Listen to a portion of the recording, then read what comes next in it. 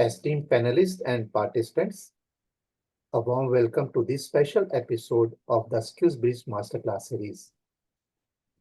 In today's fast-paced world, stress has become a common challenge for many.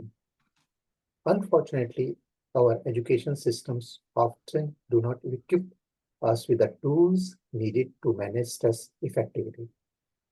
That's why today's masterclass is truly special. We will be exploring how an ancient technique, Raj Yoga meditation, can be a powerful tool for developing social emotional skills that help us navigate stress and conflict with greater ease. I am Ashwani Agrawal. I am Work Group Leader for Skills Policy Systems and Digitalization at the International Labour Organization, Geneva.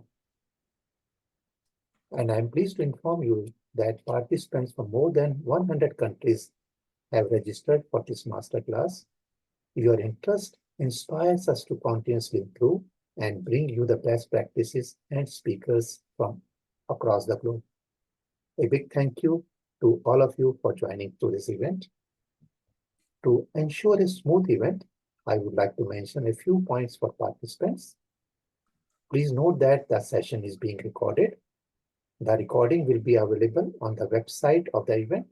We will also share a link.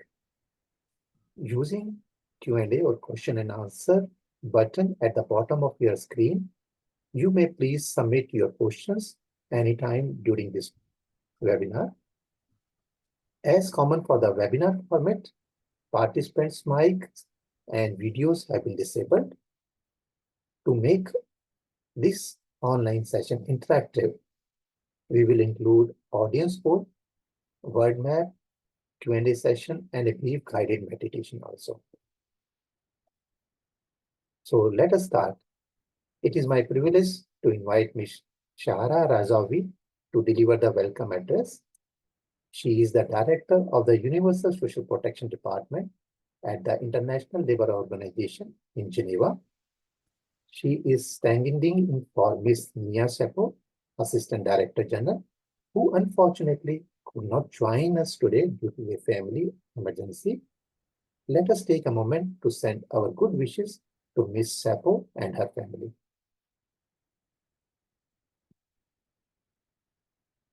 Ms. Razavi, the floor is yours. Thank you very much, Mr. Agarwal, and it's great to be here with all of you, ladies and gentlemen. It is indeed my pleasure to welcome you to this 10th episode of the Skills Bridge Masterclass series, which is titled Developing Social Emotional Skills, the Power of Raja Yoga Meditation. This session is a collaborative effort between the International Labour Organization, the World Bank, UNESCO, and Brahma Kumaris, which reflects our shared commitment to fostering holistic well-being in both personal and professional spheres.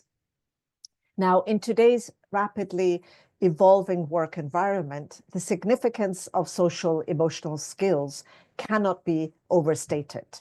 These competencies, from conflict resolution and collaboration to emotional intelligence, as we know, are absolutely fundamental and foundational for nurturing harmonious workplaces and also for having resilient communities.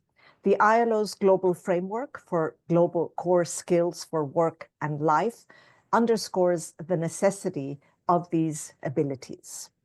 Yet, we often observe a gap due to entrenched behaviors, limited self-awareness, and insufficient training opportunities. Now, the Raja Yoga meditation, a form of meditation that focuses on mindfulness, self-inquiry, and mental discipline, offers a transformative approach to bridging the gap in social emotional skills.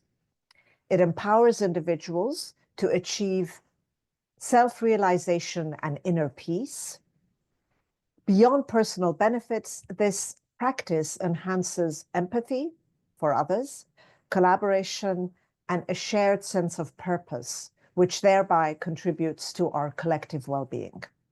This masterclass aligns seamlessly also with ILO's Mental Health and Wellbeing Action Plan, which emphasizes promoting mental health and supporting staff members who are facing mental health challenges. Additionally, it also resonates with the United Nations System Workplace Mental Health and Wellbeing Strategy for 2024 and beyond, which aims to create a work environment that is conducive to mental health and well-being.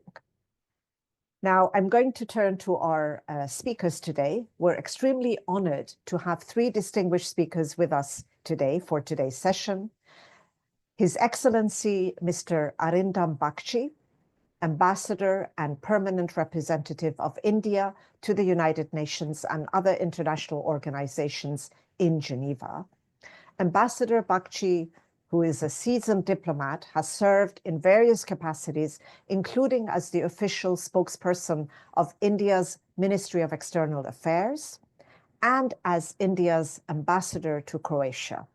His extensive experiences in international relations brings invaluable insights to our discussion. I'm also very happy to welcome Mr. Yogesh Sharda, Senior Raja Yoga Meditation Practitioner and Personal Development Expert with the Brahma Kumaris, based in Turkey. Mr. Sharda, born in Malawi and raised in London and Oxford, has dedicated over 40 years to facilitating personal development workshops and seminars around the world. His experience in Raja Yoga meditation and personal growth will provide us with very practical tools to enhance our social emotional skills. And last but not least, we have Mr. Sohrab Jain, who's a Raja Yoga meditation expert based in Switzerland and who has been practicing for several years. Today's session offers a practical exploration of how we can use Raja Yoga meditation to develop essential social emotional skills, ultimately enhancing happiness, well-being, and fostering both personal development and organizational effectiveness. Thank you all for being here, for your active participation, and for joining us in this important discussion. Your presence today here is greatly appreciated. With that, I hand over back to Ashwani. Thank you. Ashwani, you're muted. Thank you, Ms. Razavi, for highlighting the transformative power of Raj Yoga meditation in fostering well-being and resilience, and for warmly welcoming our guest speakers. Thank you once more. Now, dear audience, the highlight of today's event is the keynote address by His Excellency, Mr. Arindam Bagchi. Sarah has already introduced him, but I will also say that he is not only a distinguished diplomat, but also a dedicated advocate for peace, happiness, and collective well-being. His unwavering commitment to fostering harmony and global cooperation makes him the perfect voice to guide us in today's discussion. It is an honor to invite him to deliver the keynote address. The floor is yours. Thank you. Thank you very much, Mr. Agarwal, ILO work leader, group leader in charge of skills, lifelong learning policy and digitalization. Hello also to Madam Shahara Razavi, Director, Universal Social Protection Department of ILO. We are missing Madam Mia Seppo, and our best wishes to the ADG. Let me also say hello to the other panelists, Mr. Yogesh Sharda from Brahma Kumaris and Mr. Saurabh Jain from the World Health Organization. Thank you very much to both of you for the warm words of welcome. I am not at all sure whether I am the right person. I think we have experts here, but I am delighted to join this 10th episode of the Skills Bridge Masterclass series organized under the ILO Global Framework for Core Skills. And my congratulations to all of you. Let me also warmly welcome the representatives, as you said, from 100 countries, from member states, UN agencies, etc., who have virtually joined this session. Namaskar to all of you. Look, the fact that the series is on its 10th edition itself is a great milestone, shows the success and the impact of this program. I'm delighted that you have been so successful, and please continue with the great work. Today, of course, when we speak of challenges across geopolitics, economics, health, environment, etc., and we heard very clearly from Ms. Razavi, the issue of social emotional skills are very important and crucial to overcome and address diverse problems and challenges. As we always say, a sound mind and a sound body. And yoga is no doubt a great unifying force across the globe and represents a very holistic approach to health and well-being. And I'm delighted you've got experts who will be guiding us through this. Let me briefly touch about how this came about. As we all know, within the UN system, the UN General Assembly resolution on International Day of Yoga dates back to June 2014, and is important to recall that a record 177 countries adopted this resolution in a short time span of only 75 days. And the first International Yoga Day was therefore celebrated next 21st of June in 2015. And since then, yoga events have been organized worldwide commemorating this important day. Of course, apart from this particular occasion, various missions of India, as well as from other countries, organize events, conduct regular yoga sessions on their premises, and various other ways to not just popularize yoga, because I think yoga is already a very popular, but to showcase the various facets and how to get more people interested in this. Back in India, we of course have a dedicated ministry of what we call as Ayush, which has yoga, Ayurveda, Unani, etc. It looks after, and promotion of yoga is a key element of its efforts both at the national and international level. And I'm happy to share that Ayush has created a dedicated yoga portal and a mobile application which provide virtual options to practice yoga when you cannot actually be in person. In fact, there is a common yoga protocol which has been developed and designed in a way to cater to people of all age groups, and it is available in UN languages and many other languages. And of course, I am happy that people are using these tools. Objective of today's session in the role of yoga and meditation in building a healthier lifestyle that offers work-life balance and maintains emotional health is particularly useful and important. Today, multinational companies across the world are promoting yoga during the working hours to ensure the well-being of the workforce. And understanding these needs of today's corporate life, our Ministry of Ayush has developed this mobile application. It's called Y Break, or Yoga Break, to help professionals to de-stress, refresh, and refocus. And it has been carefully designed by eminent experts and consists of a few light practices that can be done by taking a few minutes break from work. And I would encourage all of you to explore this and see if it works for you. Friends, we are today in an era, as we mentioned, social and emotional skills are on an equal footing with technical and academic skill set. In this respect, I really appreciate the efforts of ILO and other partners in creating awareness and providing platforms to build on the social emotional skills of the modern workplace. And I wish well in this event. I hope the ILO team continues to organize similar sessions in the future. And I wish all of you who have joined today health, happiness, and peace, and have enjoyed yoga, doing it and promoting it. Thank you very much for this opportunity. Thank you very much, His Excellency Mr. Bagchi, for the excellent keynote address, highlighting the critical role of social emotional skills, yoga, and meditation in today's world. Your insights into how these practices enhance both personal well-being and professional productivity are truly invaluable. We deeply appreciate India's leadership in promoting yoga and meditation globally and supporting the development of these essential skills for a healthier, more balanced workforce. We look forward to continued collaboration with you in fostering these critical areas of growth. Once again, thank you very much. And this keynote address provides a solid foundation for this masterclass. Before we take up the next session, and I know that some of the panelists might have to leave, I will request all the panelists who are there to switch on their videos so that we can take a group photograph, capture the group photograph of this event. Please, all the colleagues, and Radha, Zelena, Pauline, please also switch on your videos, and Nafisa.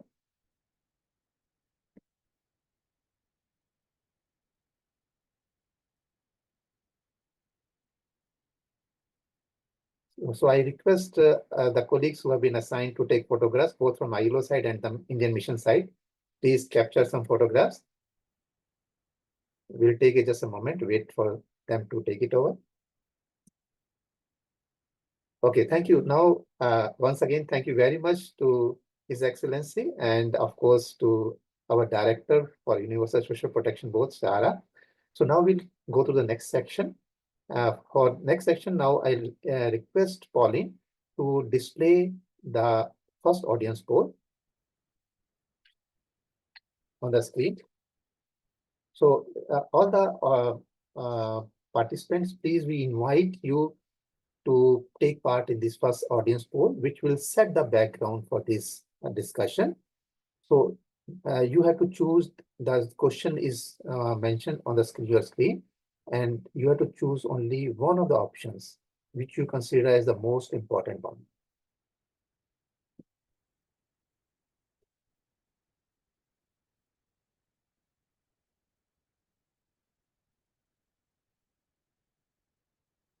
Just to inform you that the host and panelists cannot vote for this one, only the participants can vote.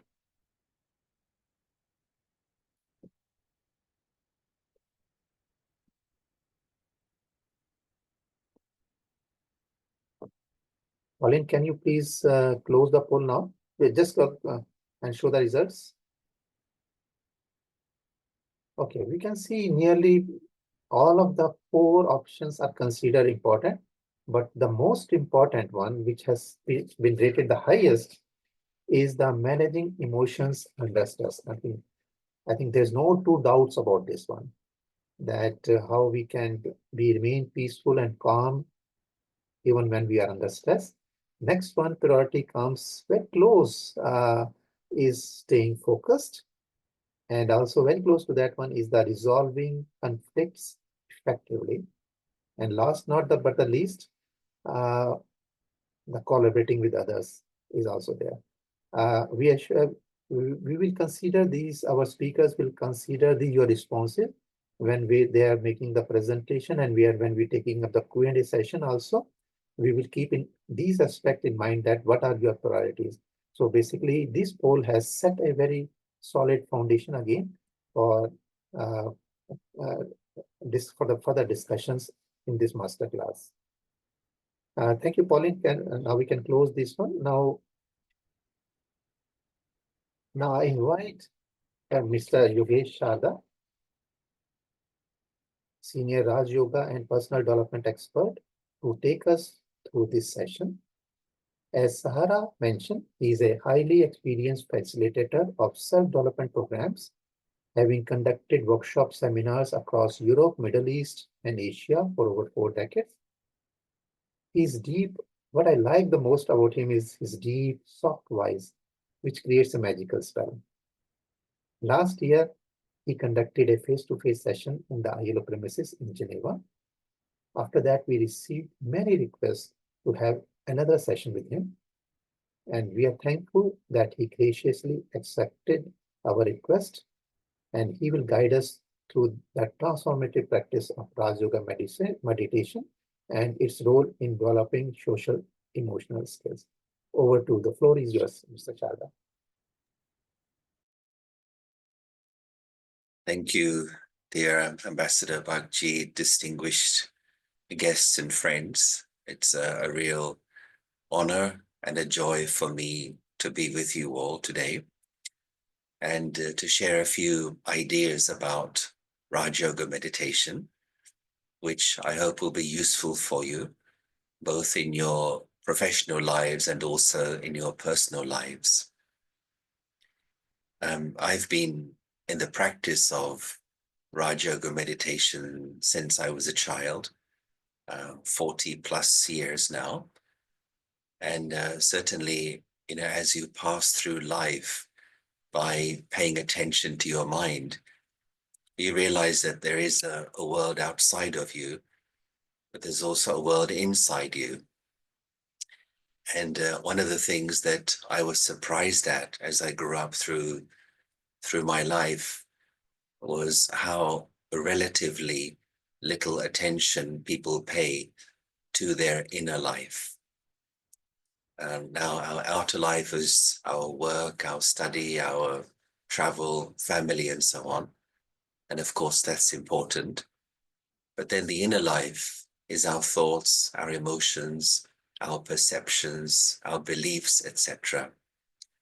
And I feel that due to this imbalance between attention to the inner and attention to the outer, that's one of the reasons why there are stresses and strains and tensions in our life, our relationships, and so on. And so what I'll be doing for the next little while is to share some ideas with you, using a few images as well, to see how we can better understand and manage stress, be in charge of our inner world, and be the boss of our own happiness. Now, one of the things to start with is the realization that the whole of life, relationships, work is very much connected with our mind.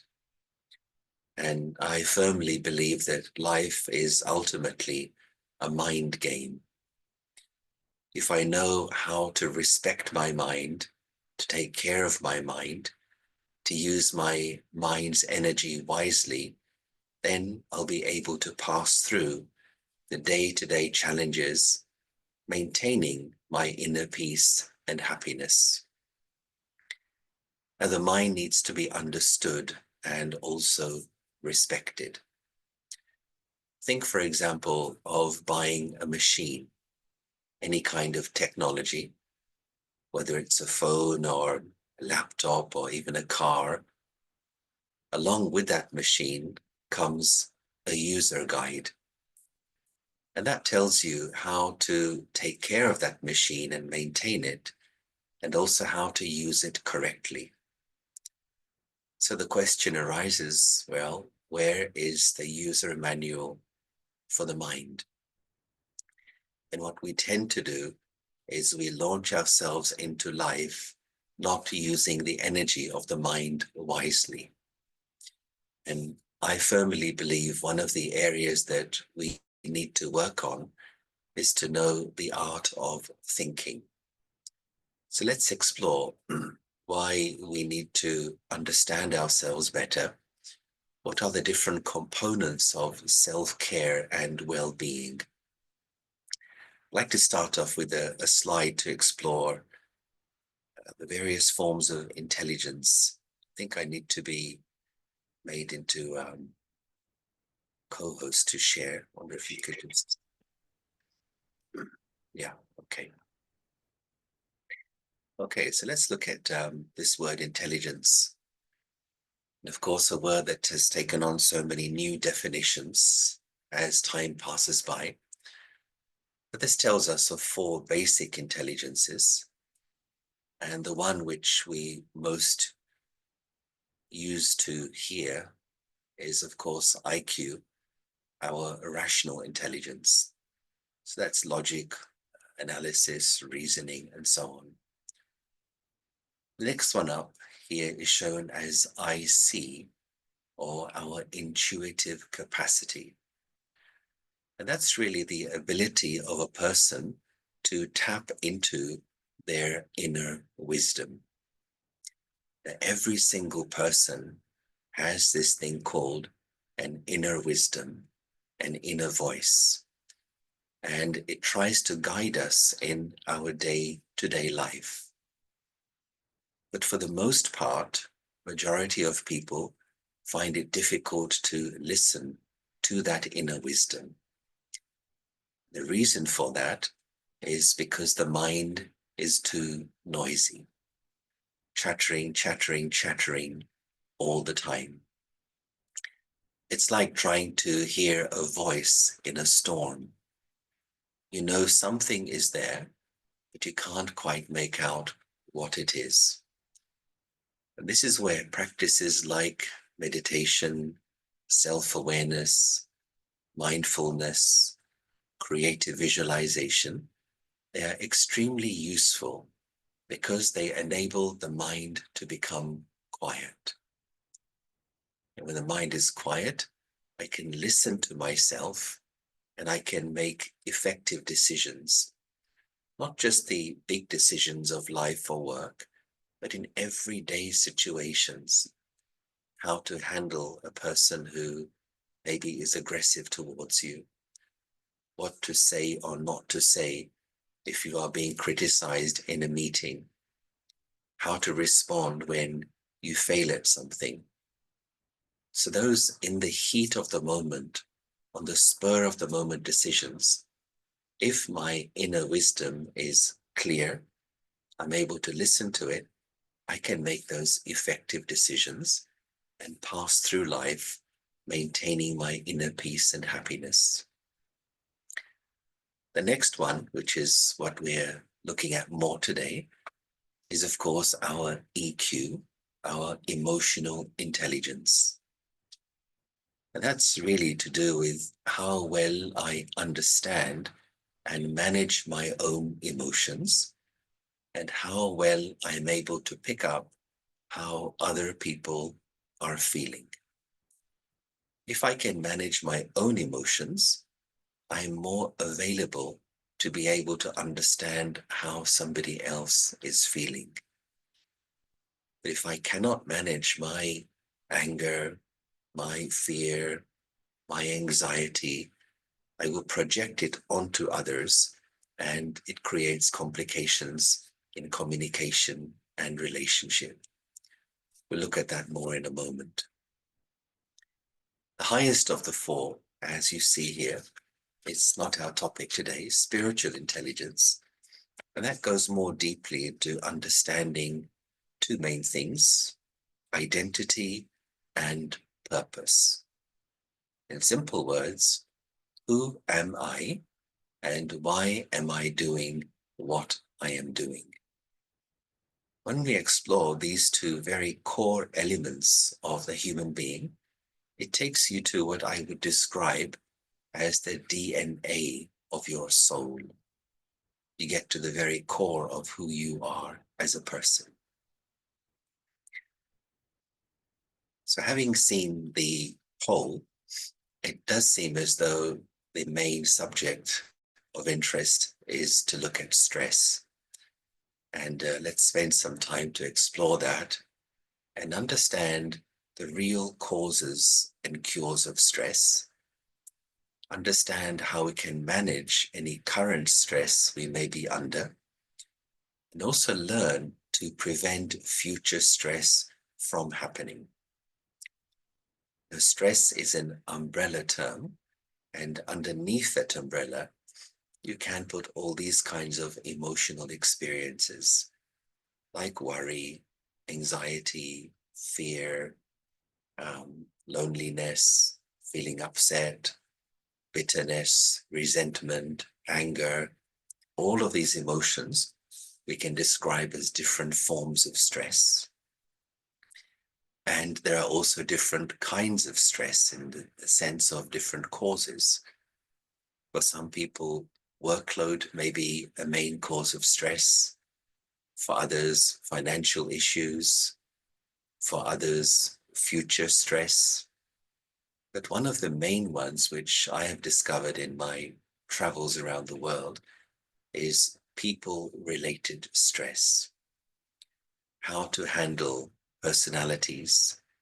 This may be at work or at home, or maybe even in one's own social circle. Now, if I'm able to manage my own mind, my own thoughts, my own attitudes, I'll be better able to manage different personalities. Let's look at one or two formulae to help us understand where we need to pay attention in order to deal with stress. So here's a simple formula. Stress can be described as the pressure that we are facing from the outside. And it's those things, time pressure, sometimes noise pressure, people pressure, finance pressure, all of that, but divided by the resilience of my mind, the resilience which comes from the inside. Now, generally, when a person wants to reduce the stress in their lives, they tend to pay attention only to the pressure related factors. So they may say, for example, it's too noisy in my neighborhood, I need to change where I live. Or my work is too stressful, I need to make some changes in my work environment. Or the people I spend time with give me a lot of stress, I need to change that. So we look to make those changes on the outside. And if you can do that, then great. But it's not so easy to make major changes in your life, especially if you have family, children, and so on. But what we can all do is we can improve the resilience of our minds, the strength of our own minds. That is something which exists within every single person. Now, the question arises, how do you do that? How do you increase your inner resilience? There are two main things that we explore in Raja Yoga meditation, which is based on a knowledge and understanding of the self.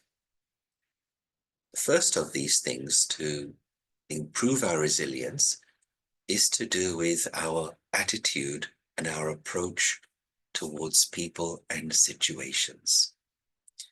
There is a fundamental mistake that we make which causes us to experience stress. Let's look at a model to help us to understand what that mistake is and how we can correct it.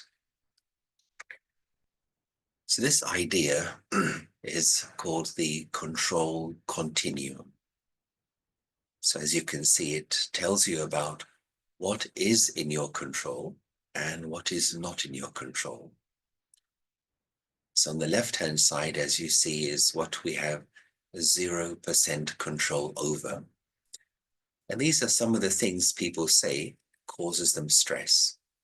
So traffic and leaders, politicians, noise, as we mentioned, and behaviors of others we may find difficult, disrespectful behavior, injustice, whether it's done to you or to somebody else, someone who behaves irresponsibly, someone who's dishonest or lying in your face, and you know they're lying and they know you're lying, and you know that they know they're lying, but the game goes on. So all of these things are actually out of our control. But what can we control 100%, at least potentially? And as you see on the right-hand side, all of the things that are in your control are connected to yourself, your response, your attitude, your words, your thoughts, and so on. Now, if I try to control in my mind the things which cannot be controlled, then the result of that is stress.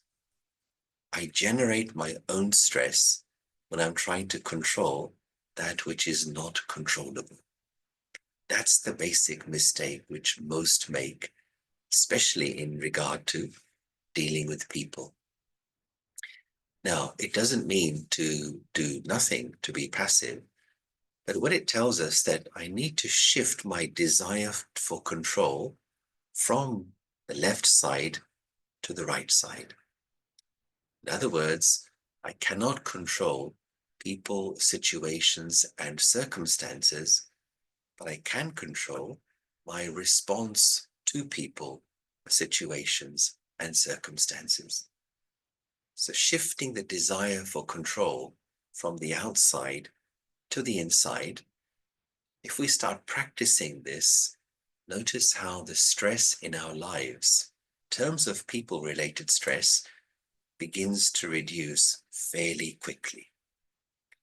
This tendency to try to control, that tendency has to be broken in order for me to reclaim my peace of mind, to shift from what we describe as reaction-based living to response-based living. When I react, I'm literally out of control. when I respond, I see what's happening, I hear what's happening, I understand, and I choose what I wish to say or do, when and if I wish to say and do. Here's a little formula which can just help us to remember this. And often people write this up or print it out or put it somewhere in the office just to remind us. So it tells us, as you see, E plus R equals O. So O here stands for the outcome of a situation. Now, there are two kinds of outcomes that we have in our lives. There are those we are pleased with, no problem there. But then there are outcomes that we are not pleased with. This could be the state of a certain relationship in your life or a particular situation at work. The question is, in order to change those outcomes, which I'm not pleased with, am I trying to change or control the event or my response? If I try to control the event, I say hello to stress. If instead I give more importance to my response, then I have just as much influence over the outcome. It's a little formula just to remind the self of whenever we feel stressed or irritated or upset because of someone's behavior, the truth is it's not because of someone's behavior. It's because I'm trying to control that person's behavior in my mind. So let me shift from trying to control the event to controlling and empowering my response to the event. This shift in attitude goes a long way towards not just reducing the stress in our lives, but preventing me from generating more stress.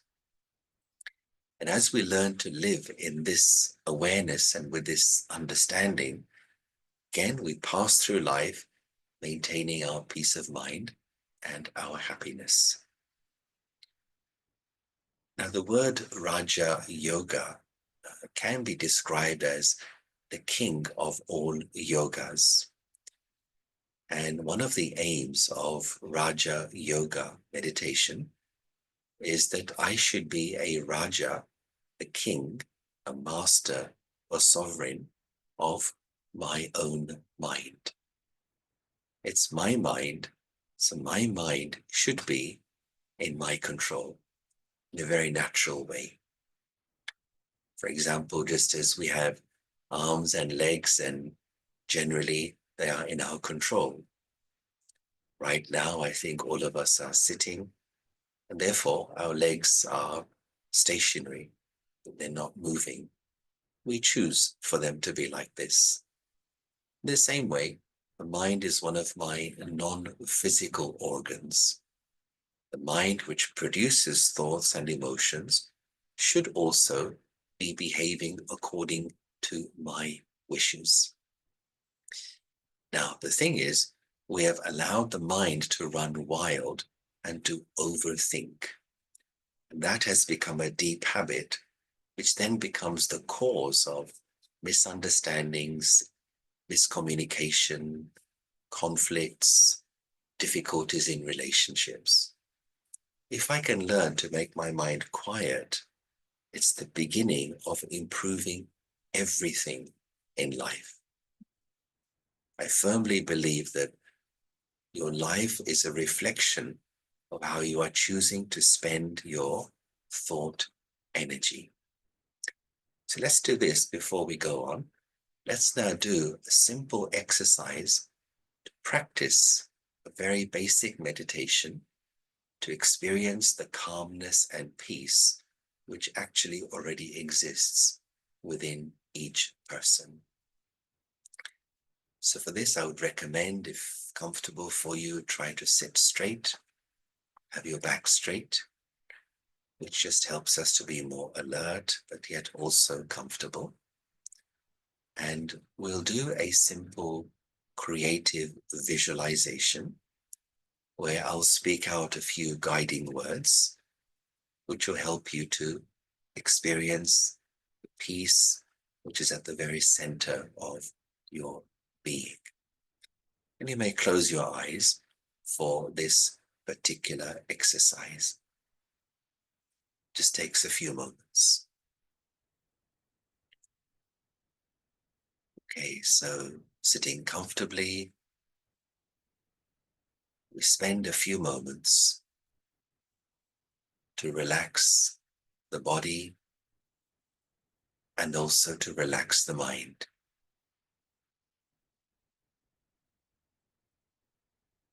There is a world outside of me, but there is also a world inside me. The world outside is the world of sound and motion. It is the world of action, the world of doing. I cannot control the world outside, but there is also the world inside, which is in my own hands. And the world inside is the world of my thoughts, my feelings, my experiences. So let me create the experience of peace. So now, just bring your attention up towards your face. Bring your attention to the center of your forehead.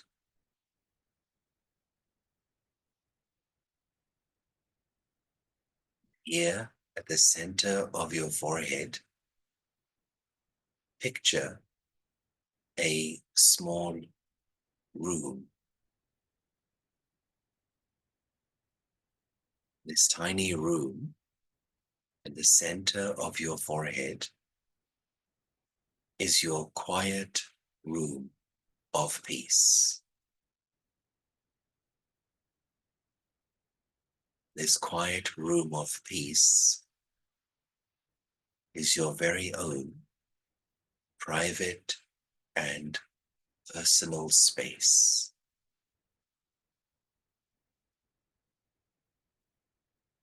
And when you are inside your quiet room, you feel very relaxed.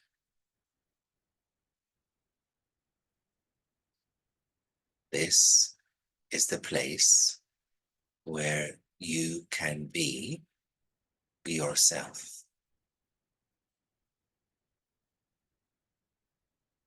Inside your quiet room, you feel safe, secure. You are able to let go of your daily roles and responsibilities.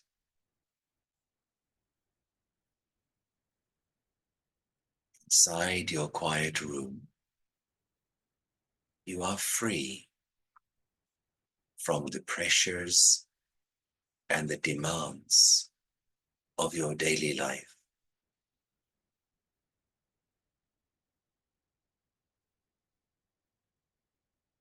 Feel the peace, the wonderful silence of your quiet room.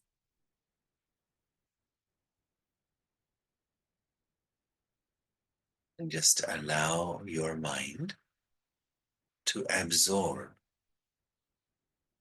this atmosphere of serenity, tranquility.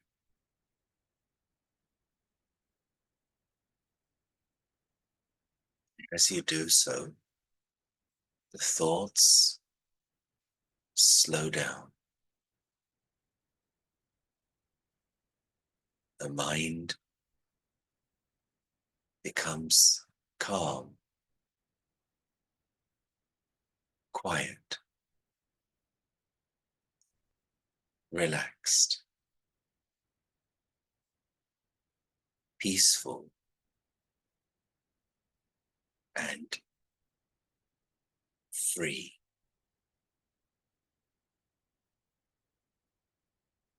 Just to be with this feeling of peace in your mind for a moment.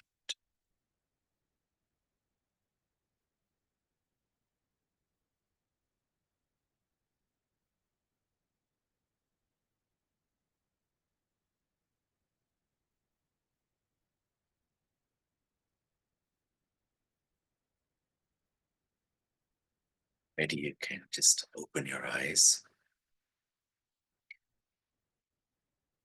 If this works for you, if it helps you to be a bit more relaxed, to calm down, we suggest try to do this every day, at least once a day, maybe twice a day. The world outside we cannot control. Even one other person we cannot control. The world inside is in my own hands. So practice just going to that quiet room, that quiet sacred space within the self, which is only for me. Just be there. It's like recharging the battery of your mind. It gives you strength and clarity then to come back into your meeting, your daily work with more purpose and more understanding and a clearer perspective. Some of us who do this practice, we call it as traffic control for the mind. I think of the traffic lights out in the street. Generally speaking, they control the flow of cars and keep the traffic moving in the city. The same way the question arises, how is the traffic up here? Are my thoughts flowing? Are they orderly? Is it coordinated? Or is there a traffic jam in the head? My thoughts going in all different directions. Tomorrow I must do this. Yesterday this happened. She said this, he said that. They shouldn't have done that. It creates a traffic jam in the head. And when there is a traffic jam, so much time and energy is wasted.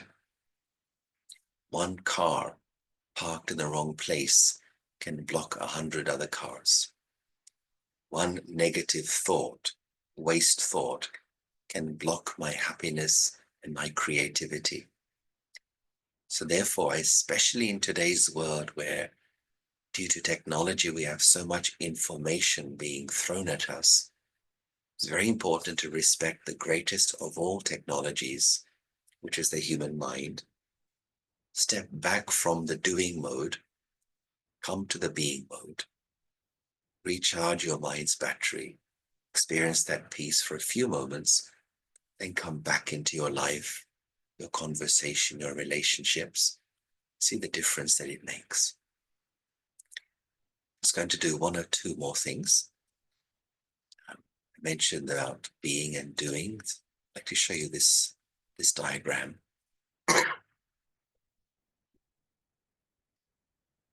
And this shows us about the 3 levels of identification of a human being. Identity is really at the core of the human experience. And mostly when we ask a person, tell me about yourself, who are you? We tend to say what we do or what we have. And that means usually our job and our nationality, and so on, our property, our qualifications, our achievements, so on and so forth. So when we identify with the things we do and the things we have, this generates something called ego. And where there is ego, there will always be ego-based emotions. Where there is ego, we will get into the game of comparing ourselves with others, feeling inferior or superior, etc. Most conflicts are less to do with situations, more to do with egos. If we're able to deal with this ego energy, it's much, much easier to get along with people and to find a solution to whatever difference of opinion we may have. There is, of course, a distinction between a difference of opinion and a conflict.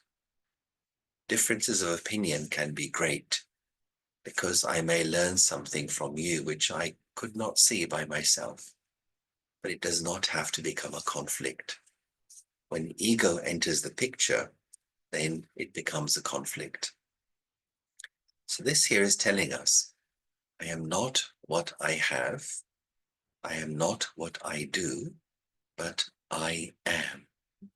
I am the being part. And Raj Yoga meditation teaches us, practice living in this awareness. I am a peaceful being. Start with this. I'm not what I do, I'm not what I have, but I am a peaceful energy. I am a peaceful soul. And here's one last image just to indicate this as a kind of visual image. So sometimes we call that as the location of the third eye. And what you see here is the image of the diamond star, the living energy, conscious being, the soul, the Ruh, the Atma, all the different words that apply to understanding my true inner self. And what we meditate on as we go deeper into meditation is the first truth. The first truth in Raj Yoga meditation is I am a peaceful soul. The aim is not just to feel this or experience this in meditation, but to live it, to experience it all the time, to live in that very natural awareness that I am the spiritual energy, the soul, and my nature is peace. Peace belongs to me. It's my personal property. So just looking at the clock, I think I need to stop there and to bring in Ashwaniji. Thank you, thank you. You know, I also went into the deep piece also. Thank you very much for even sharing how a simple things which we can do anytime, whether at home or office, anywhere. And very nicely you linked us also the issue of traffic control. We always know that controlling traffic on the roads is very important. Otherwise, it creates havoc every time. If even one traffic signal goes bad, you know how it can create problem. But so much of traffic of thoughts, different thoughts, ideas keep on coming in our mind, but we never give thought how to control that one. That is also important to regulate. And you also important mention that no one gives a user manual to control the mind.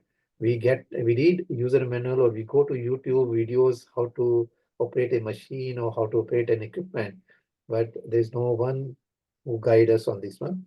While I think you have touched upon many issues on the stress issue. Of course, we is a short session. I remember in the last session when you asked the participants that, is there a difficult person in your life? And most of the participants said yes. So I think today we are online, I think while some limitations are there to get every time response, but I think this is still a very crucial issue in everyone's life, whether at work or in personal life or some other places. Everyone feels there is a difficult person. So can you say how to handle difficult personalities? Yes, sure. Well, one of the reasons why we may find someone difficult is because we may lack tolerance, we may lack patience, etc. So the thing to do is that to relabel that person from difficult into something else. Now let's look at a metaphor here. One analogy we can work with is that life is a school. Life is a place where I come to learn. So if life is a school, then it means we are students. If we are students, then who are the teachers? The teachers in this regard, I would say, are the people you find difficult in your life. Relabel that person as not as a difficult person, but as my teacher. Change your perspective of that person. Let's complete the metaphor. If life is a school, if we are students, if difficult people and situations are teachers, what is there to learn in the school of life? What is the curriculum here? What is the subject? In Raj Yoga meditation, we consider that the highest of all learnings, highest of all research, is the study, the research of virtue. That means in some situation, I need to work on my tolerance. Another situation, I have to practice forgiveness. With some other person, I need to learn how to be more humble or more understanding or more compassionate. Virtues, the more virtues I imbibe into my character, the more easily I will be able to manage situations and people I used to find difficult. Every moment there is an opportunity to learn and to grow, but only if I have the attitude of being a student. So in short, let's say there's somebody you find difficult to tolerate. So relabel that person as my tolerance teacher. So you may be in a room with friends. You see that difficult person enters the room.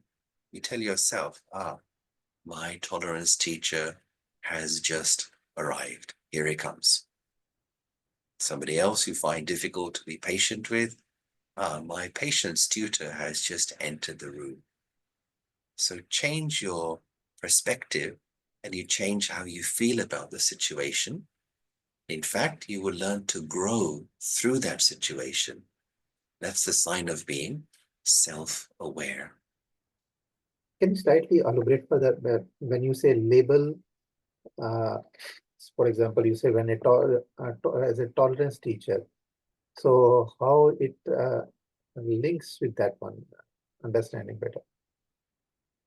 Well, I'm saying in our minds, we label people. This person is arrogant, or this person is not trustworthy, or this person is a liar, this person is so on. So we give those labels to people, and then according to those labels is how we relate to them. So if I label someone as difficult, I'll try to avoid that person, or I may come into conflict with that person. But rather, I ask myself, I need to develop more patience to handle this person. I need to work on my tolerance so I don't find them difficult anymore. So the focus is, rather than on what I don't like about someone, focus is on how will this make me stronger? How will this make me wiser? How will it make me grow emotionally, spiritually, and mentally? No, thank you. Now it's very clear that I'm labeling that person with a virtue, because that a teacher's role is to teach us. So the person which I have in mind is a difficult person. I'm not calling that a person difficult, but I'm learning, for example, tolerance from this teacher. So because this person is a teacher like me, going to teach me the virtues of tolerance. So I have to learn from that person. Good. Thank you very much for this one. Now, also the situations comes at the workplace also and the life also. sometimes it's not about a person, but about, suppose we are going to a meeting and we know this is a difficult meeting. There is lot of differences of opinion and everything is there. Going to be very difficult. It can, result in very strong arguments, disagreements also. So are there any kind of a quick mindful exercises which professionals can do before going for a meeting so that they calm down and calm their mind already before the meeting also? Yeah, there's a few simple things we can do. One, of course, is the one we did, go to your quiet room. And that's an inner exercise.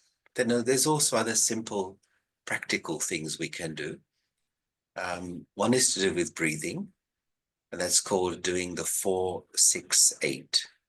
What that means is that as you breathe in, you count to 4, and then count to 6 and hold your breath.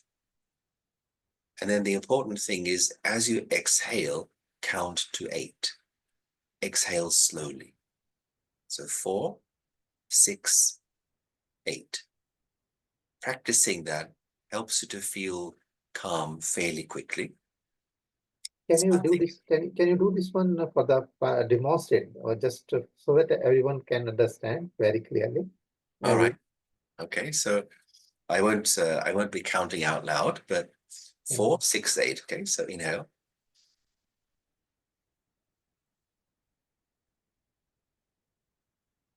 Hold.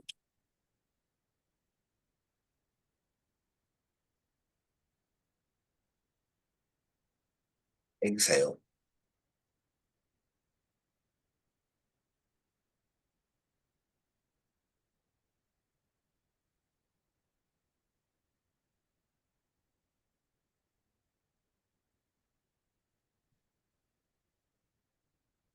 Clear? Thank you. Thank you. This is very effective. Thank you.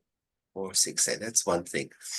Another very simple thing is to be sitting up straight, your back straight, and just sipping water.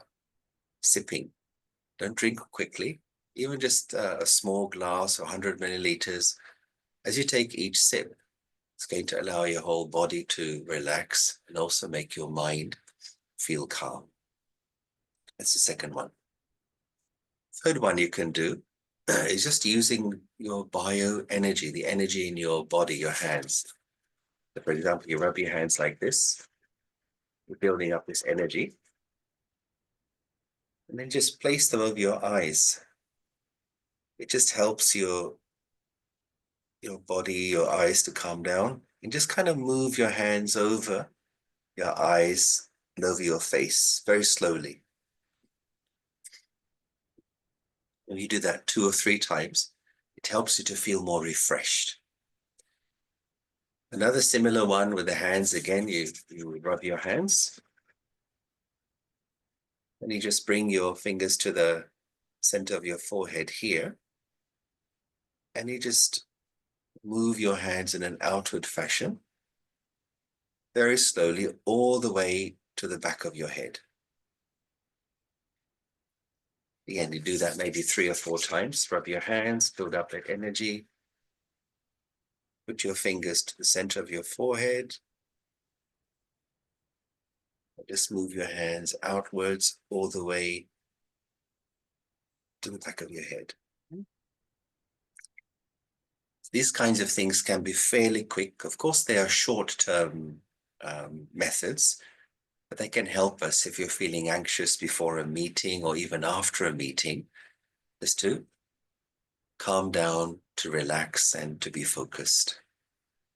Well, thank you. I think one of the participants has asked a question, which also many people feel, about a difficult personal situation. The specific question is, what to do when bad behavior becomes frequent and starts affecting work or work rewards?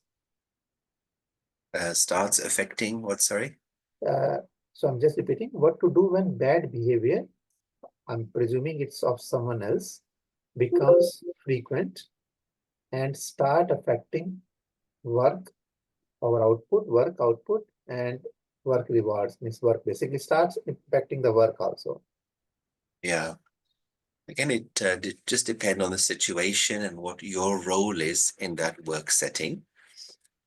To be at peace, to be in self-control, does not mean to not take action. So one may need to speak to somebody, to speak to that individual involved, or maybe go to a higher authority. So according to what is the appropriate course of action, I should take that. But what is important is I should come from a place of dignity and self-respect within myself, rather than a place of anger and chaos and feeling upset. So two things are there: my inner state, my emotional state, plus the action which I am going to take. And especially when it comes to communication, if you have to speak to someone, there are these extremes of communication. Some people are very passive and they avoid saying anything, or they say yes when they really mean to say no. Some people go the other extreme. They become very aggressive in their communication, shouting and screaming and creating conflict. But in the very center is what is known as being assertive. And that kind of communication really gets results. Because when you're assertive, you have self-respect and you have respect for the other person. And when you may even tell them something they don't wish to hear, but they won't take it personally, because there is respect within your tone of voice, your vibration, your attitude, and they listen when you are assertive. They don't listen when you're aggressive, or they look to take revenge when you're aggressive.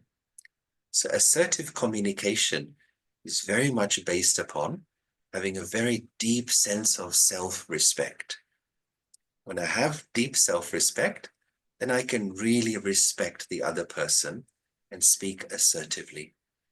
I think that's a very, very important point you're saying. Sometimes we prejudge a person that, okay, that person is wrong or something already. I think what you are saying is that depending on the particular situation, we have to respect the other person also. We have to respect ourselves also. Only understanding our perspectives are also different, but communicate our perspective in a respectful manner, so that in an amicable manner, the other person can perceive it in a right manner also. Now, Okay. yeah, please go ahead. Just to mention, Ashwini, in my view, the most basic thing a human being wants from another human being is to feel respected. Mm. And if I can manage that in all my relationships, even if we have a difference of opinion, but my relations will remain harmonious and steady. And that's a real emotional intelligence skill, is maintain a respectful attitude, respectful vibe, and then just see how much easier it is to handle people. Now, I'll take a little bit now to engage our audience also. Maybe I'd like to launch our audience poll too. So, Pauline, can you please display the second question on the screen? So, dear audience, please choose one of the options, because so far we are seeing that meditation could be a very effective way to control our mind, our situation also, and how we respond. But what many times we hear from the people, they say, yes, it is good, but they find it very difficult to do meditation. So let us understand from your perspective, what is so far your experience on meditation. So just choose one of the options.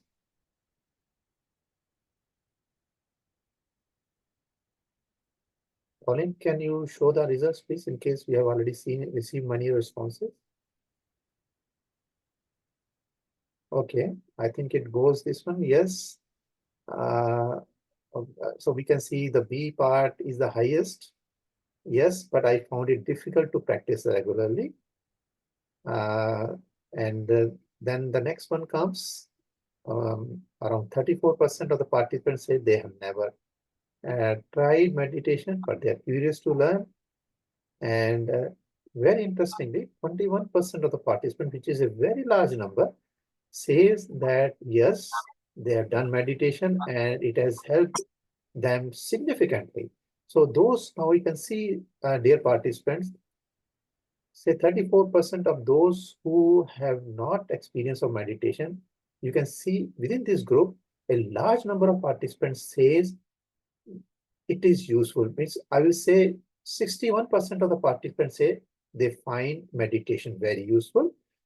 Of course, some of them find difficult to practice it regularly. Now, Pauline, can you close this? Okay, we can close ourselves also. So with this background now, Yogesh, I think we all think we are very busy. Yes, it is I will say, of course, this is again a question how to say we are busy, but everyone feels they are very busy. Their life is very busy. That is most people's perception. But then they say we don't get time. Today we are talking about the exercise of the mind, but even exercise of physical body still many people do.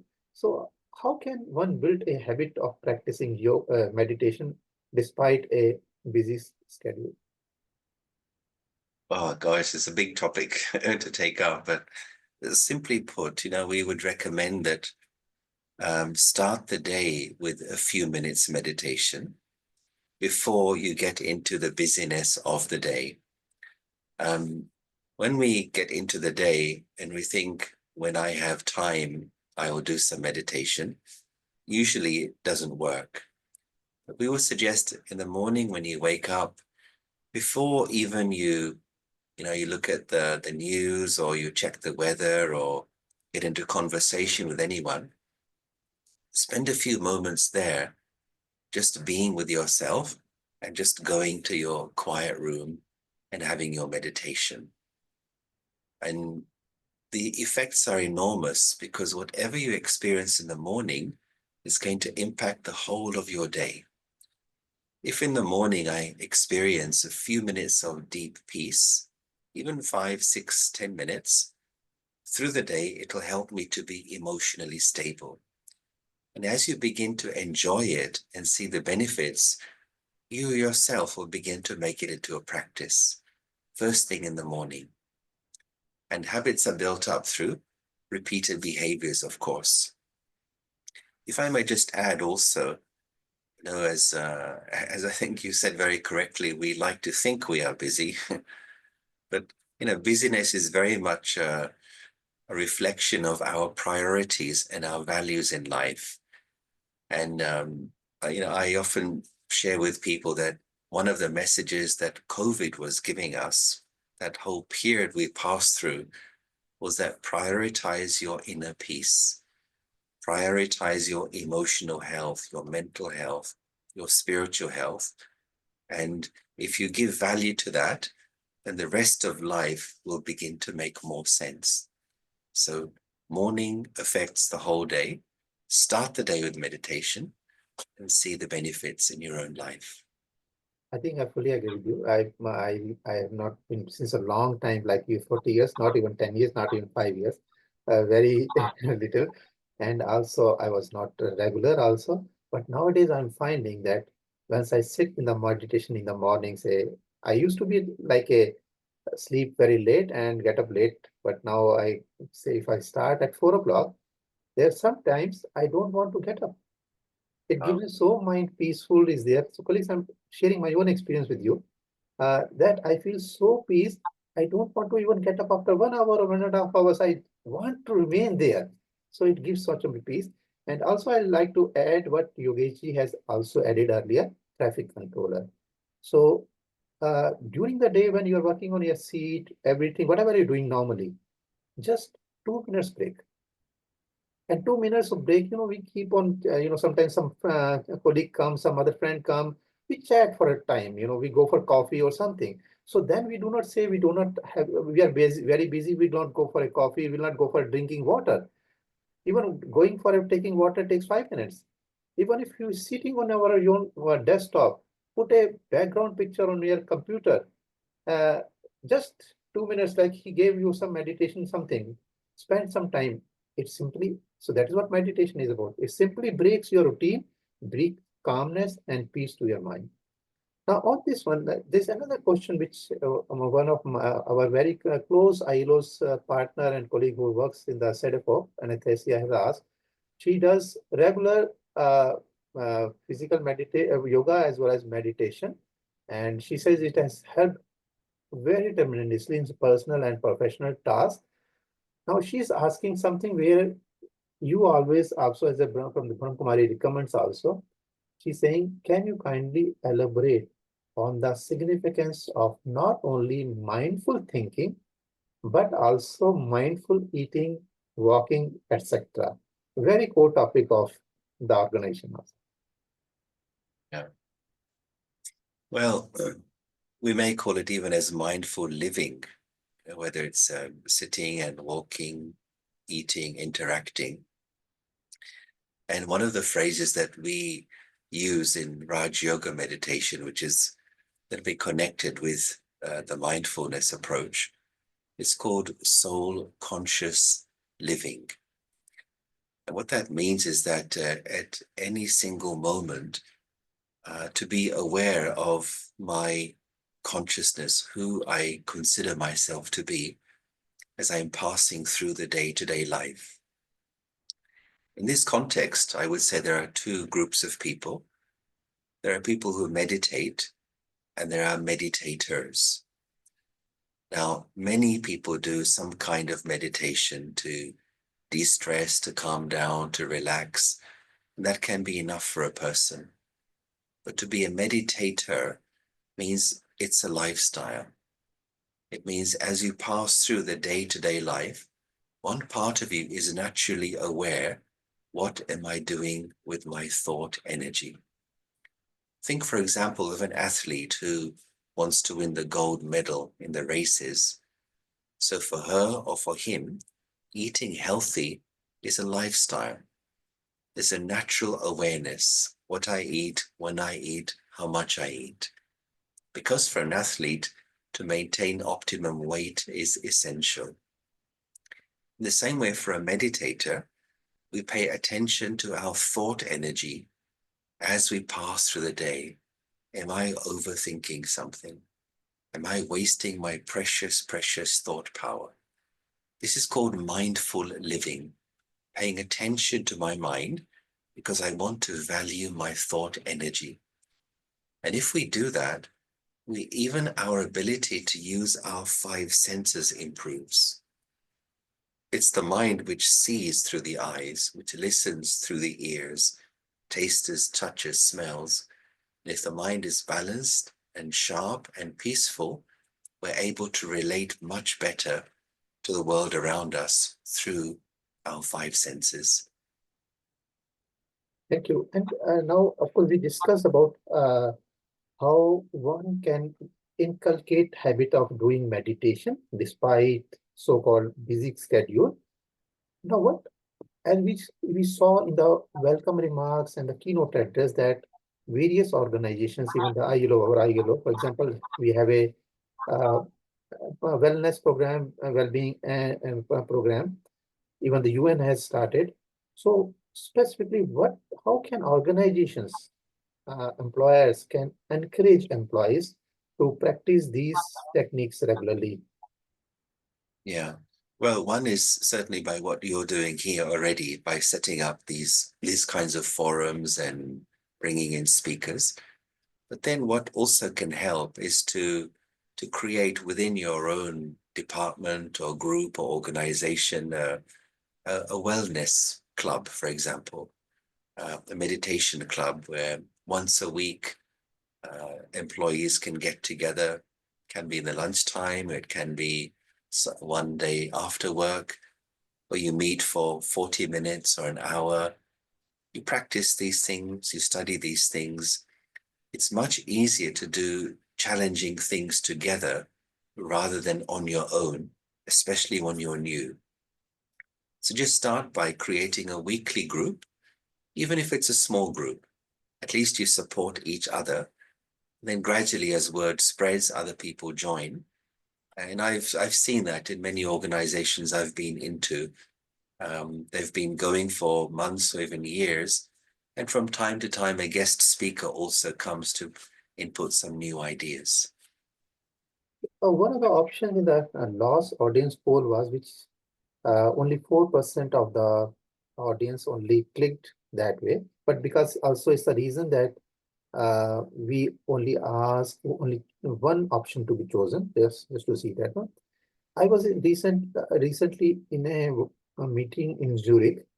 So after when a small meditation session was done, so one of the ladies said, I'm a beginner, and when I started following with your meditation, I am now having much more stress in my mind because all my previous memories, all those not so pleasant things which happened in my life, all those thoughts came suddenly to my mind, and it has disturbed my mind much more than I was before I start the meditation. And this is not only her experience. I heard this kind of a thing from many people. So why it happens and what is the remedy? Because then many people stop doing meditation. Yeah, people need guidance, if there are some, especially deep memories or sometimes traumatic experiences, which I'm carrying within my mind, I do need to process them and deal with them rather than just suppress them.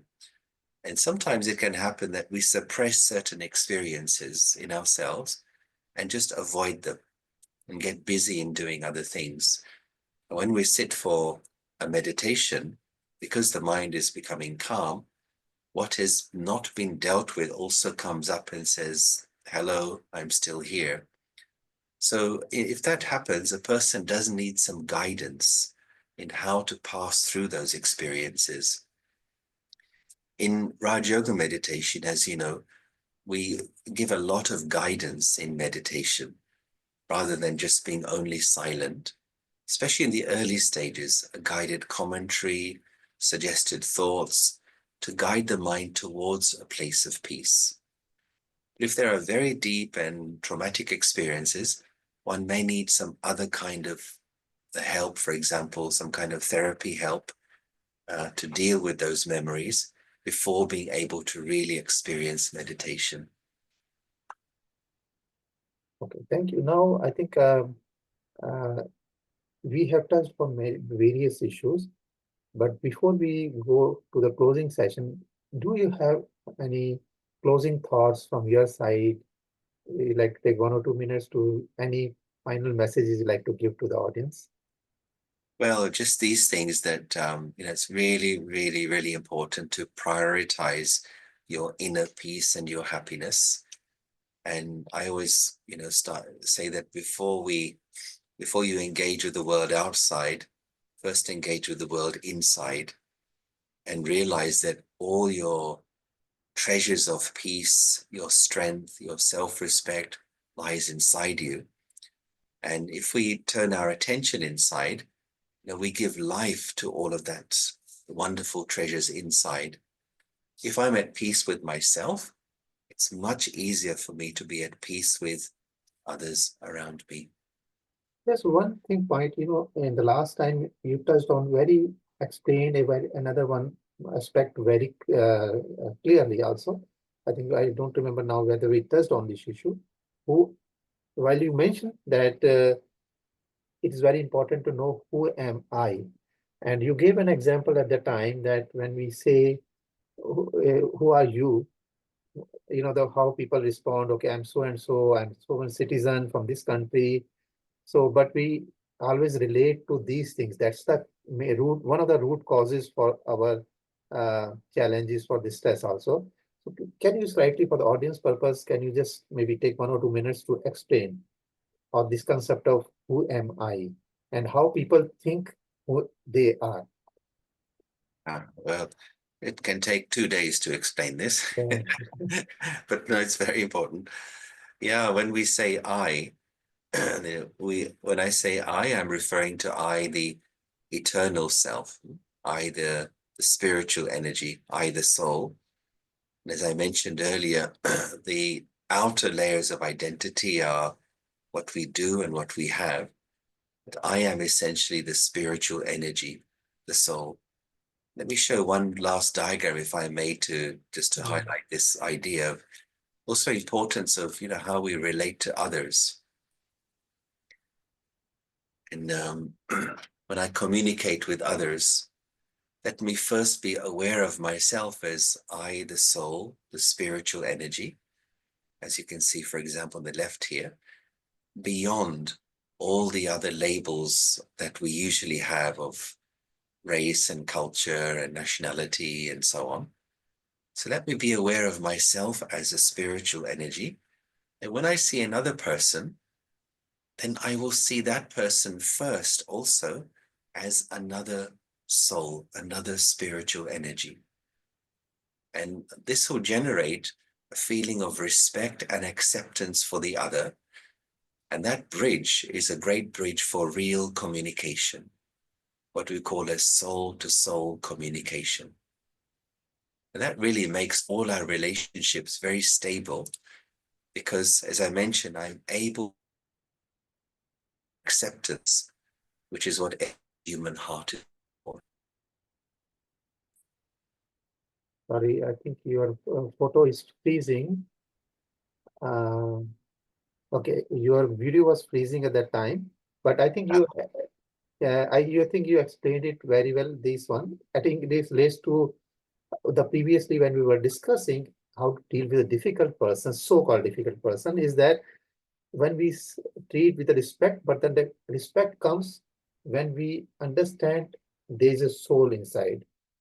Our body is an outer part. Our nationality, our positions are all not what we are. We are soul, and the other person also has a soul. So when we talk to soul, automatically respect also has to come there also. Now with this one, I think this is a very core message from you, and I can see that in general, in the Q&A session, many people are very much appreciating the session. And with this one now, I'll invite, as we are towards the closing end, I'll invite Saurabh, Mr. Saurabh Jain, who is also a Raj Yoga meditation practitioner and expert, to deliver the closing remarks. Thank you, Ashwini, and thank you, Yogesh, for this wonderful masterclass. So for the benefit of everyone, myself, I have summarized the entire discussion and discourse into 6 points. The first is about skills. So the skills means the ability to do something well. And these can be acquired. So it means that there are social and emotional skills that we can acquire and do better. The second is emotions. So emotions are about having strong feelings for individuals or for an event or for other aspects. And these emotions or strong feelings can be changed by thinking. And I learned that there is art of thinking, which means that we all have a canvas of our mind. And with the art of thinking, we can fill our mind canvas full of colors and avoid the black. The fourth thing was that there are circumstances. Every individual we know about cannot escape from circumstances, but we all have choices also to make. And these choices are dependent on us. And we can make and convert these choices into opportunities to improve our social and emotional connections. The fifth is when we were following the commentary and we went to our quiet room, we can check and change. We can check our emotions, we can check our thoughts, and we can change them. And last but not least, the meaning of Raj Yoga meditation, which is the self-awareness about we all are being. So these are 6 takeaways as closing remarks, and thank you so much for the invitation. Thank you very much, Saurabhji. This is usually the most difficult part, to summarize such a long, complete session in few words, and you did so well. And thank you very much to all the participants, speakers, panelists for participating in this masterclass. Thanks also to my colleagues who did excellent preparatory work and organized this forum, specifically who are also here, Pauline, Yelena, and John, who is not in the panel, but he also supported in communication, and many other colleagues who did excellent work on this one. And also special thanks to ILO partners, the World Bank, UNESCO, and of course to Brahma Kumaris, for they do not charge anything to us for this one, and they bring their experts and share their knowledge and expertise. I trust this event was very valuable and informative to all of you. Please remember the recording of this event we will put up on the same website, and we'll share the link also to all of you.